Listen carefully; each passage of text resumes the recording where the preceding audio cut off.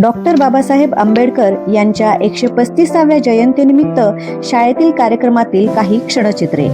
शूद्रांना शिक्षणाचा अधिकार नाकारणाऱ्या तसेच स्त्रियांना समानतेचा अधिकार नाकारणाऱ्या मनुस्मृती या ग्रंथाचे दहन 25 डिसेंबर 1927 रोजी डॉक्टर बाबासाहेब आंबेडकर यांनी केले। त्या काळामध्ये सामान्य लोकांना, दलित लोकांना मंदिरात देखील किंवा सार्वजनिक पाणवठ्यावर पाणी भरण्याची, पाणी पिण्याची देखील परवानगी नव्हती। अन्यायाची मुळातच चीळ असणाऱ्या डॉक्टर बाबासाहेब आंबेडकरांनी 20 मार्च 1927 रोजी महाड येथील चौदार तळ्यावरती सत्याग्रह केला आणि महाडचे हे चौदार तळे सर्वसामान्यांना, सर्व लोकांना पाणी पिण्यासाठी खुले करण्यात आले। स्वीकारून मानवतेला करुणेची अल्पविरानी चवदार तळ्याचे पाणी, चवदार तळ्याचे पाणी, नवशक्ती मानवानी चवदार।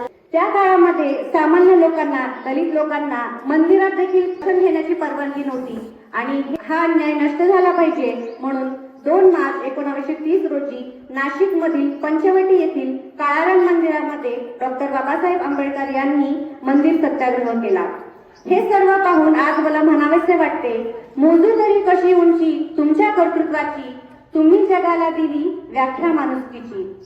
तुम्ही देवही नव्हता, तुम्ही देवदूतही नव्हता, तुम्ही माणसातल्या माणुसकीची पूजा करणारे खरे महामानव होतात।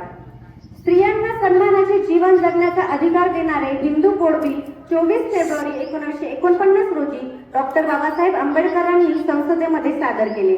या हिंदू कोड बिलामधील सर्व मागण्या मान्य झाल्या नसल्या तरी स्त्रियांच्या हिताचे अनेक निर्णय हिंदू कोड बिलामुळे आपल्या संविधानात बहाल झाले। संविधान निर्मितीमध्ये देखील डॉक्टर बाबासाहेब आंबेडकर यांचा सिंहाचा वाटा होता।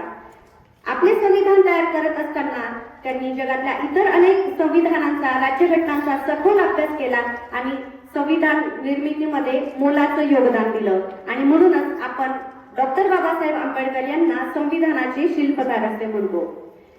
डॉक्टर बाबासाहेब आंबेडकर यांनी नेहमीच शिक्षणाचा आग्रह धरला आहे।